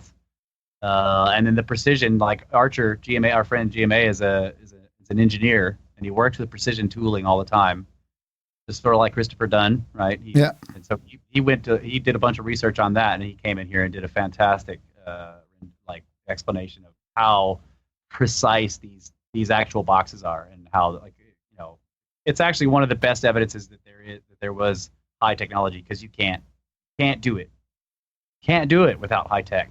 You can't. Precision is the key. And then, of course, the next question is machine-guided tools, basically. CNC machines. You need computer-controlled.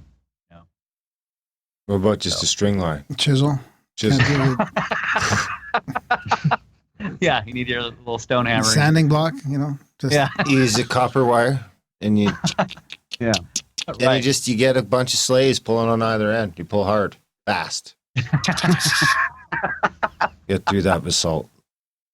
Is it 9.5? Yeah. And they're doing it so fast that they cut 2 or 3 inches into the stone below by accident. Yeah, they leave cut marks on the stones below, because those slaves are really fast with their copper wire. Slaves are quick. No? Yeah, they've learned to be quick. Otherwise, they get whipped. As long as they're wearing butt flaps. That's right. I wonder where I don't know. It wasn't slaves, that's for sure. There's a bunch of people on mushrooms. Ian Gifford seems to think that even the pyramids themselves were part of a water system. Yeah, there are some interesting theories about that. It's possible. I don't know what the pyramids were for. I don't pretend to know. But we definitely discuss a lot of different ideas. And I think that your idea of them being some kind of repository of knowledge and seeds, data, whatever is That's possible. not my idea. It seems like a lot of work. Just for the record, I just stole that from someone else. Okay, your what you said there, your opinion. What about Your idea was that shooting- they were a suppository. Yeah. What about shooting other planets? You what? Do you give that one any credence? That it was the weapon Oh, that like- shot Marduk or whatever? Like if you get inside the stone sarcophagus The Giza in the Death king's Star, chamber, and you shoot when- a fucking... when and all it the blows planets up. are aligned, it beams you over to the pyramids on Mars. That's right. When you're in there in the right time, you just get teleported to the pyramids on Mars. Yeah, That's that's obviously really what going they on. were built for. Yeah. Was there pyramids on Mars? Near the Um, face.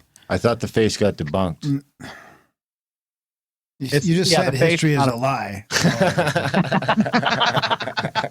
Touché, sir. They're like five-sided looking geometric. Graham's, Yeah, on, shapes. Graham's on the ball tonight. Here's the ball. Here's Graham. Dig it in, buddy. Next week you won't be. I still will be.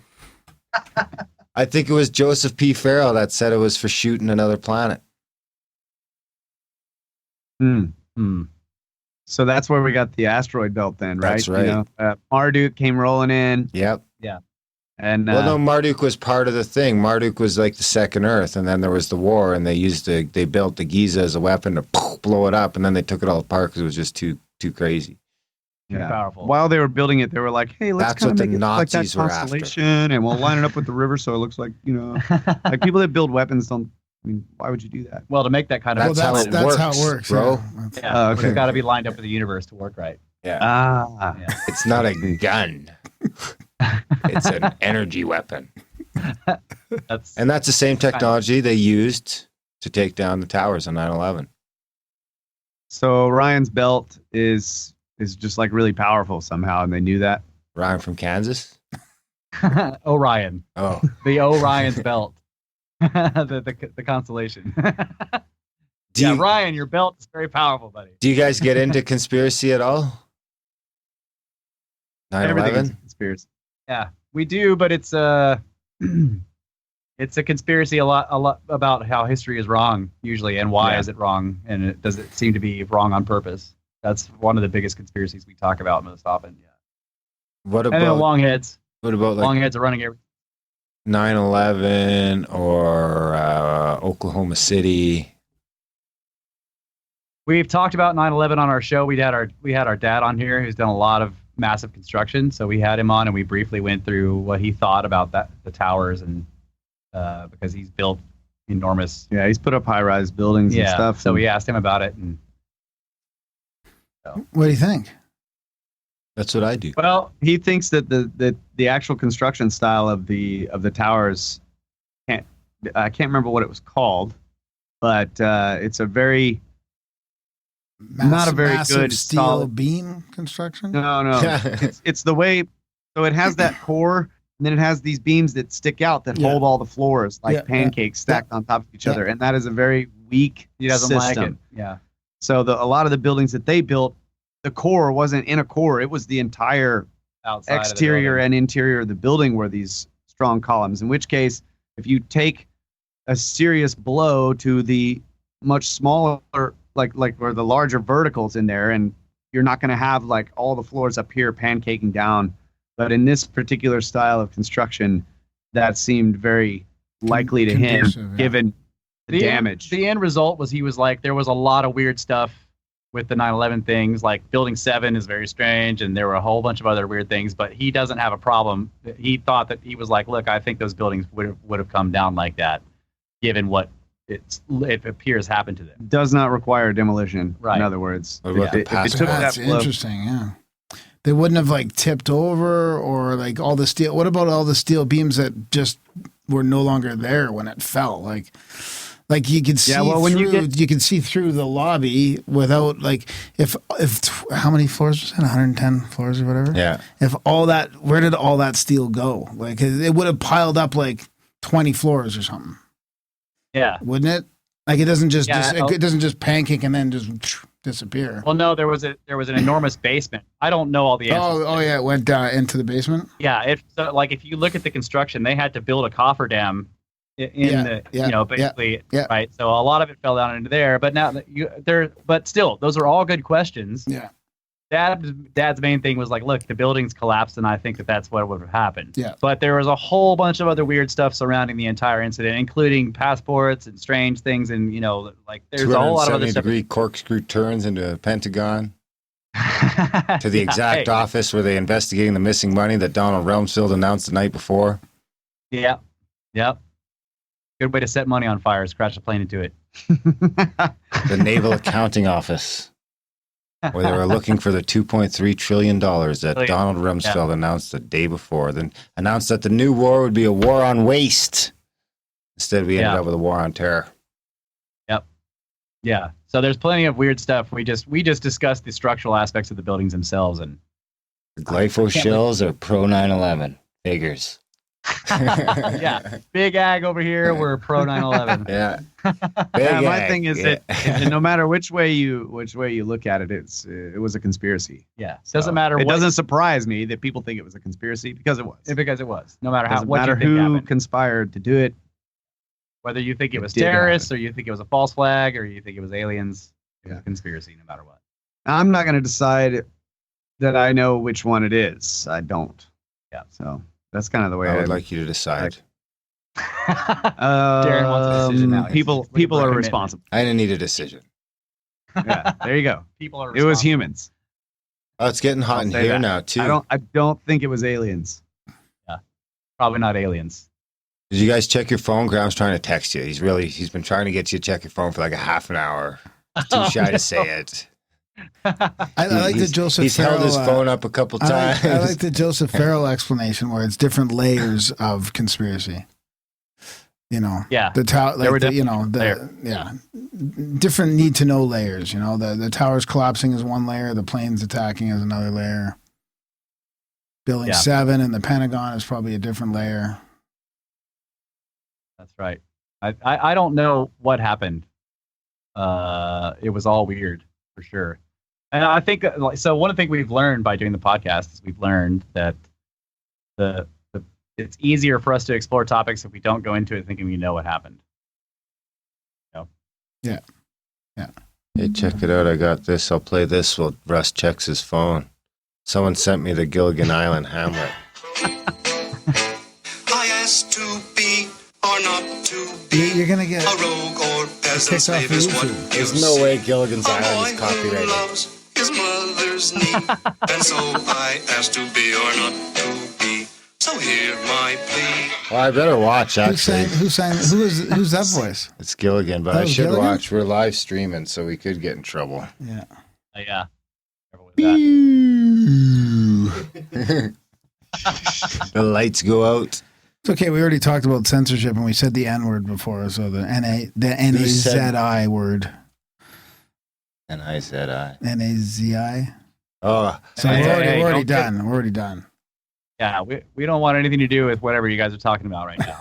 Brothers of the Serpent has no connection with these guys. is Graham and his abo buddy. Graham in the red shirt. Fuck this guy. We here at the Brothers of the Serpent podcast do not support hate speech of any kind. They can easily cut that out. They do it all the time. That's right. They'll splice it up so it's like we at the Brothers and Serpent fully support the Guy America show and their hate speech. Yeah. Hate speech fucking rules. The Watcher says it was Bob Denver singing that song. Yeah, that was the actor who played Gilligan. Oh, yeah, then I'm okay. He's dead as a motherfucker.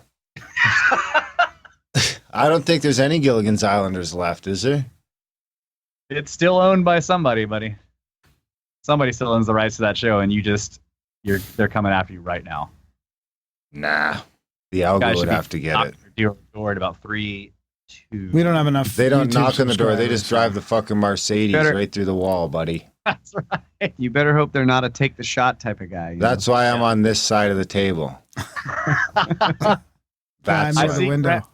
See, Graham is wearing his dive in front of the Sasquatch shirt. He's diving So- in front of the Indian. That's the That's right. I got to get one of them. Where did you get that shirt? Which I have shirt? to have- I don't know. GrandAmerica.ca/swag. Yeah, I think you can get it. From, okay. Yeah.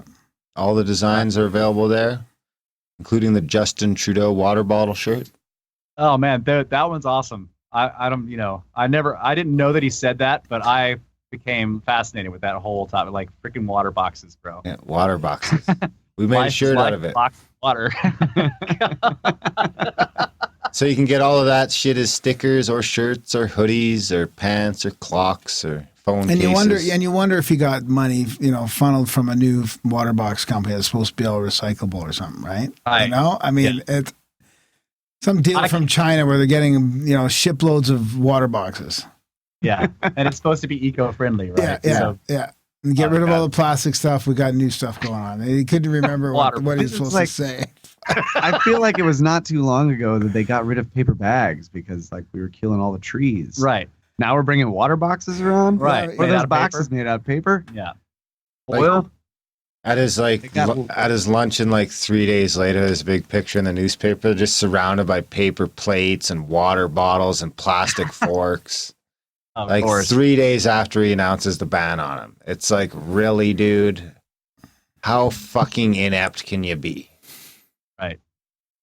I'm sure he can top that. I Just mean, wait. I'd be that inept too, but I'd have someone on payroll to make sure it didn't get fucking photographed. By the way, there are 2 living Gilligan Island cast members left: Dawn Wells and Tina Louise. Yeah. We have the watcher. fact No, checking us here. I just know my Gilligan. Is We that got the watcher Marianne and fact check. Ginger? I don't know. I don't know who No, they one were. of We're them about to is, find but out. Watcher Probably will not tell us. Mrs. Howell that made it. There's no way Mrs. Howell is still kicking. We should get a Gilligan's Islander on the show. Probably Yeah. pretty Yeah. senile Get Why him at on not? this there. point. Man, I bet they got great stories to tell. Set stories. Hey, That's some Gilligan's Island set stories. Some stories from the island. Yeah. there you go. Yeah. Fantastic. Maybe they saw UFOs or something while they were out there. Yeah. They're probably pretty senile at this point. Oh, yeah, so UFOs. Ginger and Marianne. Yeah, Did that you was tell Ginger. us where you wanted to go? Yeah, the pyramid under Antarctica. Oh, you just made one up? See, he did. He got it in there. I knew he was going to give you shit about that. You can't just make up pyramids. Okay, the Mars. What a Mars then? If we can go anywhere, I'll just go to the one. Ah. on Mars, Just- yeah. There you Yes. go. He just materializes there, suffocates.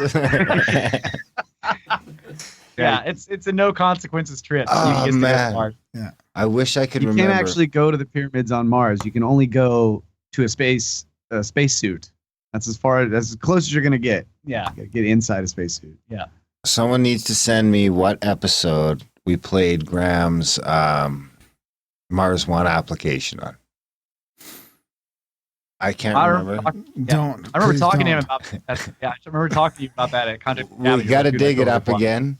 I can't remember what He was- episode it is, but it's somewhere in the back catalog, and it is like it's got to be in the first fucking 30 episodes or 40 episodes. But it's the funniest thing you've heard in a while. It's like, Awesome. Graham Yeah, done Graham that. was all in. I'm gonna go to One man Mars. took Mars. He's going. The best part is like Guaranteed. one I'm way quick witted.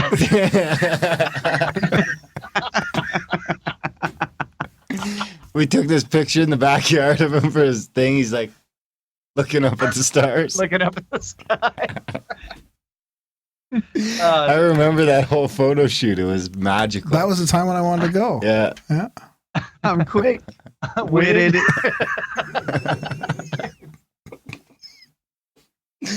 Oh man, that's great. $40 later, Mars One went out of business. I Yep. think officially now, right? Yeah. How much money did they take? I don't know. It's unbelievable. I wonder what.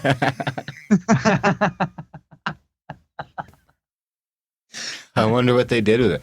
I wonder if they actually spent any money on anything legitimate before they were like, "This is crazy," or if it was just like from the beginning, let's try and soak these people for a couple $1 million. We should do a show on that. You guys should do a show on that. You guys are the deep divers. Yeah, we probably could do a show on that. We tried to have the Mars One on the show, but they wouldn't come on. I would be interested in having a show on the concepts of going to Mars or other planets. I don't know if I would want to do a deep dive into like somebody doing some kind of financial scheme. They're like, hey, value for value. Give us money, you go to Mars.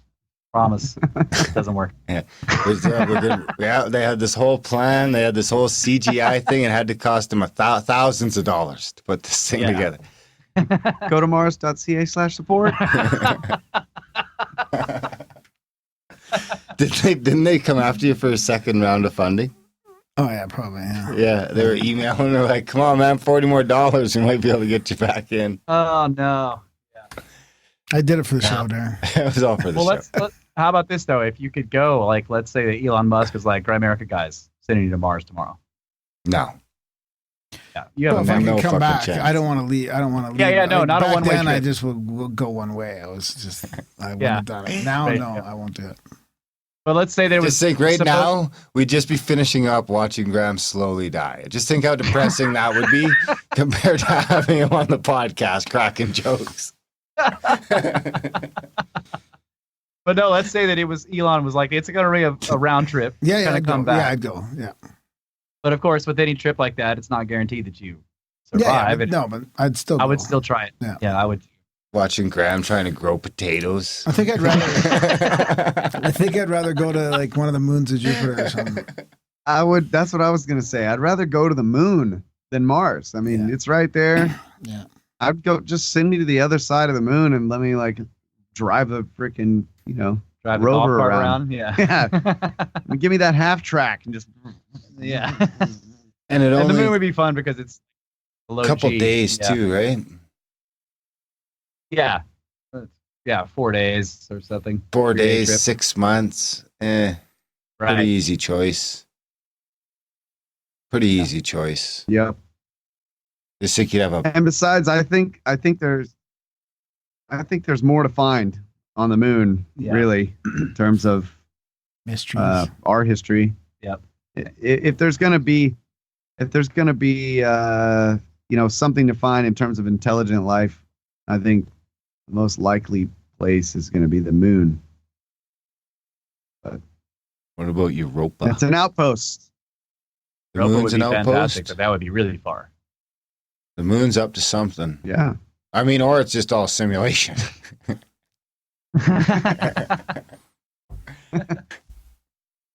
It would make sense, 108, 108, 108, 400, 400. I mean, it all fucking points to intelligent design. But not necessarily simulation, right? Simulation is a form of intelligent design, but it doesn't have to be that to be intelligent design of some kind. That's right. Yeah. In a sense, it still could be a simulation Right. with I any think the intelligent word- design. Yeah, I think the word simulation is sort of misleading in that sense. Like it could be, because when you talk about simulation, people think the first thing you think, at least me, I think of like, okay, so it's like they're running a full immersion VR system here or something like that. Pretty right? much, yeah. You're in a fucking pod. You're a battery. Right, Matrix style. But it could also just be that we live in a universe that's actually comprised of information, and that's just the nature of the universe itself. Well, we kind of at this point, the state of physics is that is a fact. Yeah. All there is little, Standing waves. fields It's all being data. wobbled. Yeah. That's Right. like how So I look at, I think 33 is like a numerical representation of sacred geometry. And that's why it comes up all over the place. All those processional numbers seem to pop up everywhere, right? 33 is not one, but like processional numbers plus that one seem to pop up all over the place. 33 I is noticed a you guys key. have focused on like the recurring numbers, 1, 1, 1, 1, 2, 2, 2, 2, whatever, right? So you guys are fascinated by that too. That's just mostly covered PayPal fees.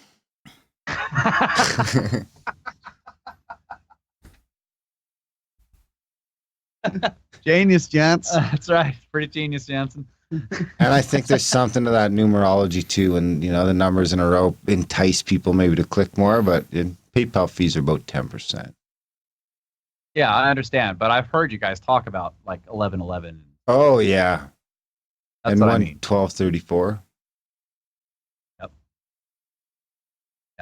So processional numbers seem to pop up, and is that because the sacred geometry of the planet that we're on or the system that we're in? Like, in other words, would precessional numbers seem to pop up elsewhere in the universe where there isn't a precessional cycle happening like we've got here? In other words, like, does that cycle actually inject those numbers into the reality? Yeah, that's really interesting. Yeah. Well, it definitely could if reality can affect time and everything else, and why couldn't that system affect everything?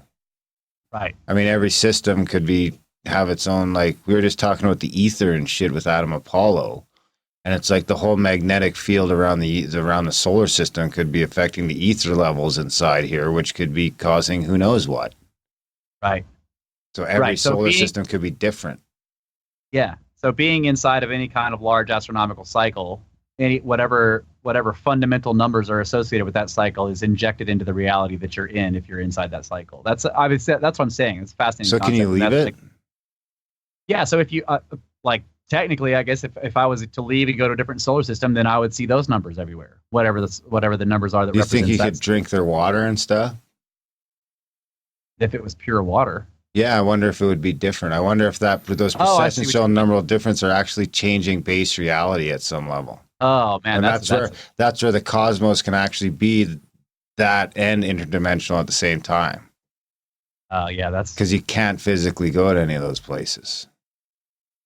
Like you can't physically go there because you run into a barrier of like different laws of reality. Yeah, different laws of fucking physics. Or maybe when you go there, you just change with the laws. Yeah. You know, your experience changes. That's what happened when those fuckers went to the moon. Changes back all weird. Yep. It does change you. So on the numbers thing, I wonder about, like phi or the golden ratio. Yeah. So that number doesn't pop up everywhere, but the physical representation of the number pops up everywhere. It does. Yeah. 1.618 on and on and on forever. Yeah. Pi. Yeah. Pi is represented in so many things. I mean, but the number doesn't pop up everywhere, and the number actually goes on forever. It's irrational. Yeah. So what's up with that? Yeah. Maybe those ones transcend dimensions. Yeah. And we've had conversations about how strange those numbers are. Like, how can you have fundamental building blocks, mathematical concepts that actually seem to affect almost every physical system at any scale you care to look at, and yet they can't be defined here? How can it be a fundamental rule that can't be defined in the mathematics of this universe? Because we're too stupid. What's that? Because we're too stupid. I definitely agree that we're dumb, but I don't know if that's why we can't define those numbers. I think it could be another layer of thinking that we need to add to our evolution. Oh, okay. I see what you mean. So another thing I wonder about is the problem. Does the problem have anything to do with the fact that we use base 10? That could be. Like, if we didn't use base 10, could we actually get a whole number? I don't think so. No. Okay. But I could be wrong. Just trust me on that. Let me know. Have you guys looked up Robert Grant's work at all or followed that? I think he gets into that. He's a mathematician that's part of that Resonance Academy. Okay. Colleagues with the two guys that we just interviewed that talk about the sacred geometry and the music scales and how the phi ratio is embedded in the platonics and the music. So have you guys taken a look at my phone number? Take a look at the last 7 digits. I don't. It's funny. I don't read your text or anything. I didn't even think of it until it was when Greg Carl would join the chats, and I didn't believe it was him. And I was like, "What are the last 2 digits of my phone number?" And he punched them in, and I started looking at so it's like the first numbers are those 3 numbers that which are all sacred numbers. About to dox yourself, buddy. Be careful. Yeah, I better watch it. Enough information where people can figure out what your phone number is. Moving on. You see what I mean, though?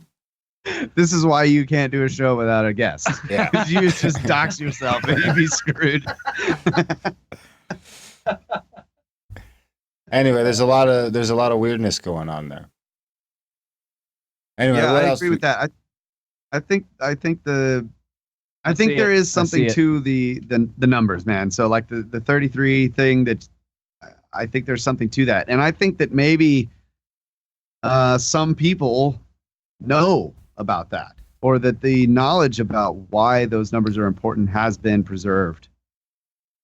Yeah. Now we're back to the Brotherhood. Now we're of the back to Serpent. that, or maybe the Masons, or Yeah. I accidentally doxed myself once when we first left the Google Hangouts because we had filled up and we were too full. So I was like, oh, we'll go to WhatsApp.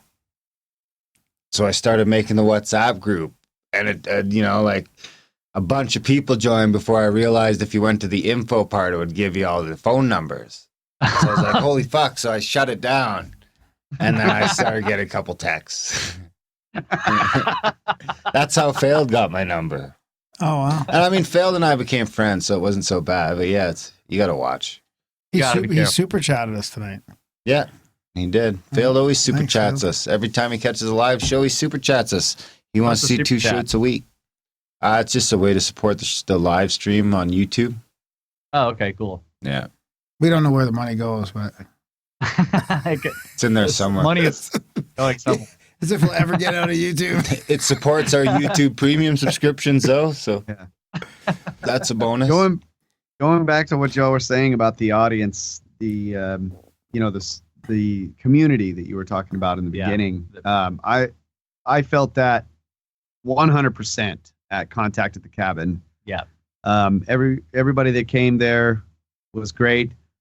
It was just, that was a great experience, and I can't wait to do it again with you guys and your audience. And we brought some of our friends, and anyway, it's a wonderful thing, man, that you guys got going on here. So we're glad to be a part of it. Yeah. Thanks, It's man. magical. There's something magical about it. I mean, we can't take credit for it.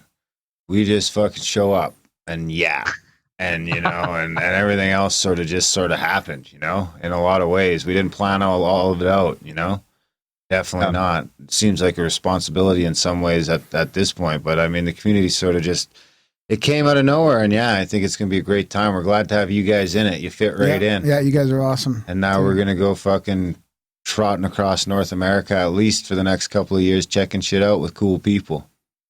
Hell yes. Starting in Can't April. wait. April 16th to 19th. Shoot me an email, Darren@GrandAmerica.com. Get on the list. Like I said, last time I checked, there was 13. There could be more by the time. I would guess by this time next week, there's going to be a whole lot more.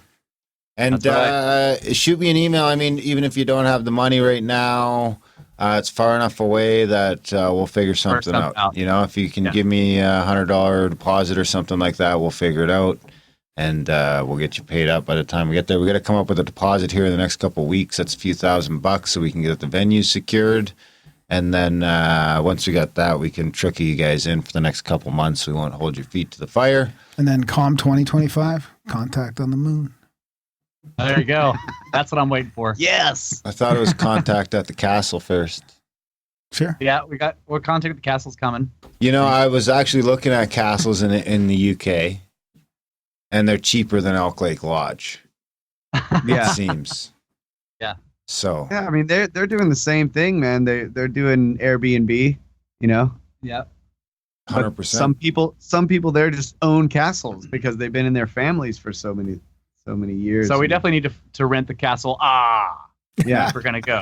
Yeah, exactly. That's the castle you need to get. Aw. He wouldn't write aw. It says the Contact at the. He must have You must died have right died there. while writing it. I don't get it. Come on, watch He's only Python. seen it once, and he Is this- wasn't in a good state. To I was on watch it. mushrooms. Yeah. Is this Monty Python? Yeah. Yes. Holy Yeah. Grail. They're Watch- also, watch they're the Holy also Grail. experts in the Holy Grail. Oh, so we should Right. do a viewing. Maybe that could be something we should. do at CAC 2020. We'll do a Holy Grail we viewing should just have it running on loop. in the It's studio. just Stop. The Holy Grail is just always playing in the Yeah. studio. Yeah. That's easy. Dude, I don't know what it is. Maybe Graham, you've experienced this, but I brought like a group of people over to my house who had never seen it, and I had been cracking jokes about it and just building it up, and then we all sat down on the couch and put it on and watched it, and they never laughed. Yep, they don't get The it. whole time. Totally, I'm yeah. just like, It's like what Gary's is just wrong? like, What's wrong they with don't these get people? it. Yeah. Every scene is hilarious, and nobody laughs. Well, I suppose that's good as point as any to wrap it up, eh? Getting late for the All right, Snake boys. Bros. Almost midnight down there. Yeah. Yeah. Down there, 11:30. Texas style. Yeah, thanks for staying up, guys, for us. Thanks for Yeah, it was staying no up. problem. Thanks for having us. We'll pop this fucker out Friday. Fill it up. Support the show. GoAmerica.ca/support. Support these guys too. I don't know what their URL is, but you got what's your URL? Well, we got patreon.com/brothers of the Serpent. And then if you just go to brothersoftheserpent.com, you can find our donate button right there. It's the Snake Bros pyramid scheme. Send us straight to pyramids. There you have it. Awesome. Check out our It's a support. scheme where you send us money and we go to pyramids. Perfect. That's the scheme. I'm in Pyramid on the scheme. I'm in on the scheme. We're in on the Yeah, you scheme. are. We support them. All right, good. Just so you Thanks. know. Yeah, thanks for letting me know. Gave me Um, 10 Canadian dollars. I haven't been able to spend it yet, but I'm going to find out how. And $666 a month. That's How's right. that for some sacred number action? And don't forget, GoAmerica.ca/support, guys. The Patreon button's there. If you guys can get us up to 200 Patreons by the end of July, we'll keep popping out 2 shows a month. A week. Forever. Forever. Dun, dun, dun. I just have to delete this episode. And sign up for Well, CAC. this is We're going to publish it, so you're screwed. Yeah. This is a SwapCast, so we're publishing our own version of it, man. So it's getting out there. You can't stop it. That's right. Your feet will break soon.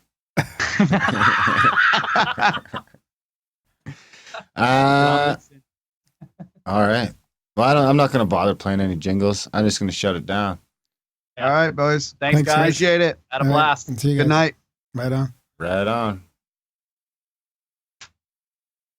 That was our chat with the Snake Bros. Yeah, that's it. Thanks for listening, and we will see you next week.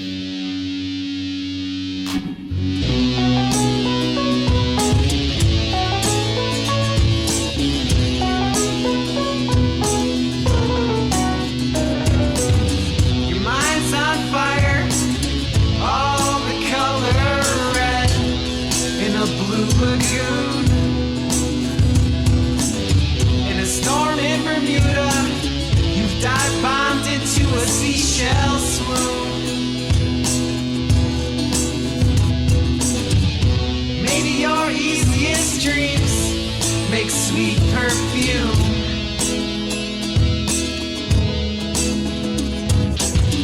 While you're yawning, yet not breathing in a hospital room. Should I call for help?